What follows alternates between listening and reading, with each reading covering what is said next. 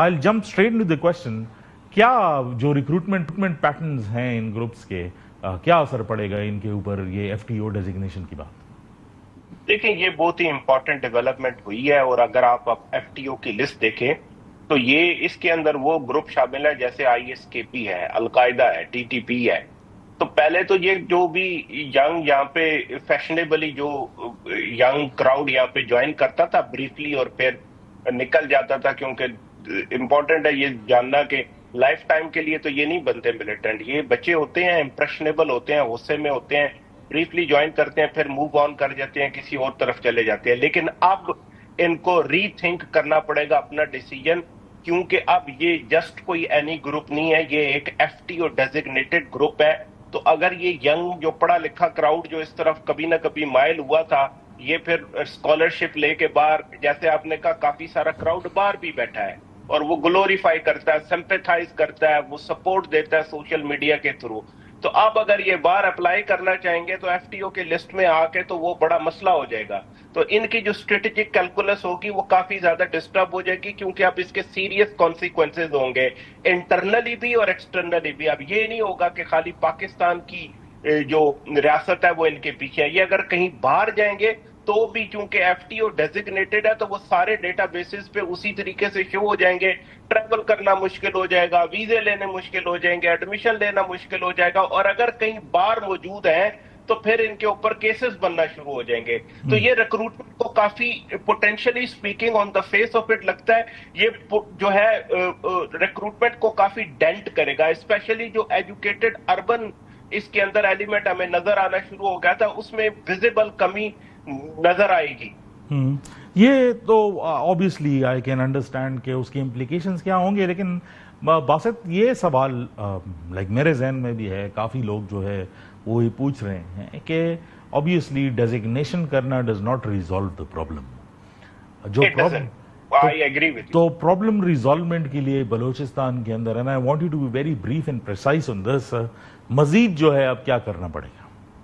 देखिए, एक चीज और इसके साथ बता देता हूं कि ऐसे काफी सारे वो सोशल मीडिया ग्रुप जिनको लेके पाकिस्तानी रियासत फ्रस्ट्रेट होती थी कि नॉन बंदे हैं, बाहर बैठे हैं, वो प्रोपेगेंडा चलाते हैं और वो रिमूव नहीं होते। ये पिछले आपके प्रोग्राम में भी बात हुई थी कि फिर लेवरेज नहीं है, लेकिन अब फेसबुक जो यूएस के लॉज के अंडर ऑपरेट करता है, अब चूंकि बीएलए एफटीओ के नीचे डेजिग्नेट हो गई है, तो ऐसे सारे अकाउंट इफ्तिखार जो बीएलए बशीर ग्रुप से रिलेटेड है, अब जब पाकिस्तान उनको रिपोर्ट करेगा तो चूंकि एफटीओ के नीचे है तो वो इमीडिएट रिमूवल की तरफ फेसबुक जाएगा, क्योंकि यूएस लॉज के तहत ये एफटीओ है। तो अब इतना मसला नहीं होगा। अब जहां तक बलूचिस्तान के मसले की बात रहेगी तो जेन्युइन ग्रीवांसेस जो है उनको तो एड्रेस किए बगैर खाली एफटीओ के लिस्ट पे लाए से तो ये तो ओवर सिंपलिस्टिक होगा सोचना कि जी एफटीओ पे आ गया तो अब बड़ा इधर। यहाँ पे पॉलिटिकल प्रोसेस साथ चलना चाहिए, यहाँ पे एक हीलिंग का प्रोसेस स्टार्ट होना चाहिए, गवर्नेंस को बेहतर बनाना पड़ेगा, जो एक जेन्युइन पॉलिटिकल लीडरशिप है उसको आगे लाना पड़ेगा, तो फिर ही कोई हमें इसका हल नजर आएगा। खाली एफटीओ की लिस्ट पे चले जाने से जो पाकिस्तान के लिए डेफिनेटली पाकिस्तान की रियासत की एक डिप्लोमेटिक विक्ट्री है, एक काउंटर टेररिज्म की अच्छी अचीवमेंट है, लेकिन खाली इससे मसले हल नहीं होंगे। ये लॉन्ग टर्म प्रॉब्लम है, इसका लॉन्ग टर्म सोल्यूशन सोचना पड़ेगा और होलिस्टिक सोल्यूशन सोचना पड़ेगा।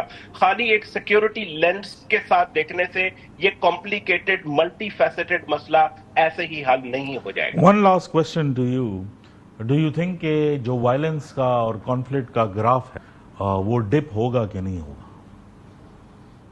इमीडिएट आफ्टर मैथ में ये देखना होगा इफ्तिखार, जैसे मैंने कहा, मुझे ये लगता है कि रिक्रूटमेंट के ऊपर डेंट आएगा। तो अगर रिक्रूटमेंट कम होगी तो फिर वायलेंस भी कम होना चाहिए, लेकिन ये देखना पड़ेगा कि इस डेजिग्नेशन के साथ अब पाकिस्तान की रियासत का काउंटर इंसर्जेंसी, काउंटर टेररिज्म का फ्रेमवर्क क्या होगा, क्योंकि जो मिलिटेंट या टेररिस्ट ऑर्गेनाइजेशन का जो ब्लंट एज होता है वायलेंस का, उसको आपको रोकने के लिए जो है वो काउंटर ऑपरेशन, तो वो ऑपरेशन की जो स्ट्रेटेजी है उसको ये कैसे रिवाइज करते हैं, वो एफटीओ के साथ मिलकर कोई फर्क डाल सकता है। खाली एफटीओ के हो जाने से इमीडिएटली ना तो रिक्रूटमेंट और ना वायलेंस कम आते हैं। ये देखना होगा कि पाकिस्तानी रियासत की सिक्योरिटी पॉलिसीज होंगी क्या, क्योंकि नैरेटिव तो अब इनके हक में हो जाएगा। اور اس کے ساتھ ڈیزگنیشن بھی ہو جائے گی، تو وہ یہاں پہ بیریئرز کھڑے ہو جائیں گے، سائیکولوجیکل لیگل بیریئرز کھڑے ہو جائیں گے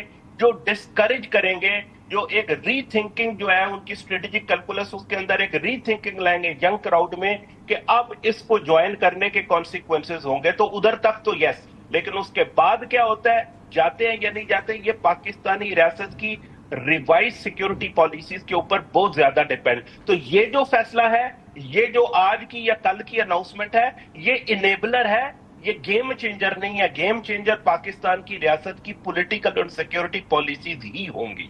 بہت شکریہ باسط صاحب. ناظرین، دونوں میں ہماری گفتگو جو ہے وہ آپ نے سنی. آبویسلی یہ پاکستان کی ایک ڈپلومیٹک فتح ضرور ہے، اور کافی کاوشوں کے بعد جو ہے پاکستان نے اس کو سیکیور کیا ہے کہ ایف ٹی او کے سٹیٹس میں جو بلوچ انسرجنٹ گروپس ہیں ان کو جو ہے وہ ڈال دیا جائے، اور ٹیررزم کا سٹیٹس جو ہے ان کو گلوبلی جو ہے وہ دلایا جائے.